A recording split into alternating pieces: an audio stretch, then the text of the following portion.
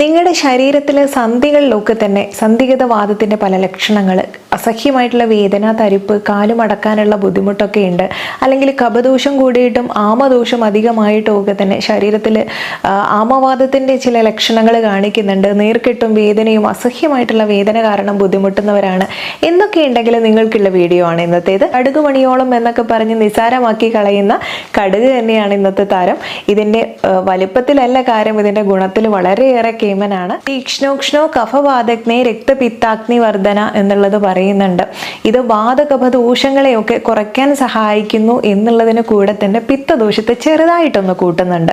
അതുകൊണ്ട് തന്നെ നമുക്ക് ശരീരത്തിൽ ഇത്തരം വേദനയൊക്കെയുള്ള ഭാഗത്ത് ചൊറിച്ചിലോ കാണാം, അല്ലെങ്കിൽ ഞാൻ ഈ പറഞ്ഞ പോലെ ഒരു പനി വരുന്ന ലക്ഷണങ്ങളൊക്കെ കാണാം. അങ്ങനെയൊക്കെ ആണെങ്കിൽ കടുക് ഉപയോഗിക്കേണ്ടതില്ല. കാരണം അവിടെ ഉഷ്ണ സ്വഭാവം വീണ്ടും കൂടുകയാണ് ചെയ്യുന്നത്. അതല്ല നിങ്ങൾക്ക് തരിപ്പോ മരവിപ്പോ മുട്ടും അടക്കാനുള്ള ബുദ്ധിമുട്ട്, നല്ല നീരും വേദനയും ഒക്കെ അത് മാത്രമാണ് കാണുന്നത് എന്നൊക്കെ ഉണ്ടെങ്കിൽ നിങ്ങൾക്ക് ഈ ഒരു കടുകെണ്ണ ഉണ്ടാക്കിയിട്ട് അത് മസാജ് ചെയ്യാൻ വേണ്ടി ഉപയോഗിക്കാം. ഇനി കടുകെണ്ണ ഉണ്ടാക്കാൻ താമസം ഉണ്ടെങ്കിൽ കടുക് അല്പം ഒന്ന് കുതിർത്തിട്ട് ഒന്ന് അരച്ചെടുത്തിട്ട് അത് അത്തരം വേദനയുള്ള ഭാഗങ്ങളിൽ അപ്ലൈ ചെയ്താൽ മതി. മുൻപ് കാലത്തൊക്കെ തന്നെ മരുന്നുകളുടെ ലഭ്യതക്കുറവ് മൂലമൊക്കെ ഇതുപോലെയാണ് ചെയ്തിരുന്നത്.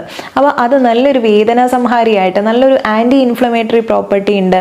അതുപോലെ അനാൾജസിക് ആയിട്ടുള്ള ഒരു ആക്ഷൻ ഉണ്ട്. ദഹന സംബന്ധമായിട്ടുള്ള ഒട്ടനേകം പ്രശ്നങ്ങൾക്ക് കടുക് ഉപയോഗിക്കും. എങ്ങനെയാണെന്നല്ലേ, ഒരു ഗ്ലാസ് മോര്, പച്ചമോരാണ്, പച്ചമോരിലേക്ക് ഒരു 1/2 സ്പൂൺ ജീരകം ചേർക്കാം. അതുപോലെ ഒന്ന് ചതച്ച് ചേർക്കാം. അതുപോലെ ഒരു 1/4 സ്പൂണ് കടുക് നന്നായിട്ട് ചതച്ച് ചേർക്കുക.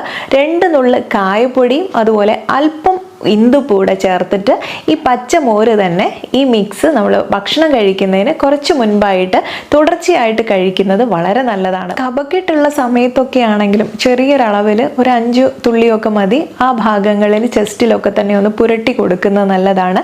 അതുപോലെ നമുക്ക് കഫം മുഴുവനായിട്ട് ഇളകി പോകണമെന്നുണ്ടെങ്കിൽ ആവി പിടിക്കുന്ന സമയത്ത് ഈ ഒരു 5 തുള്ളി അതിലേക്ക് ഒഴിച്ചിട്ട് ആവി പിടിക്കുന്നത് നല്ലതാണ്. വിഷജന്തുക്കൾ കടിച്ചിട്ടുണ്ടാകുന്ന വിഷം, നീര്, വേദന അവയൊക്കെ കുറഞ്ഞു കിട്ടാൻ കടുക് അരച്ച് നമുക്ക് പുറമെ പുരട്ടാം.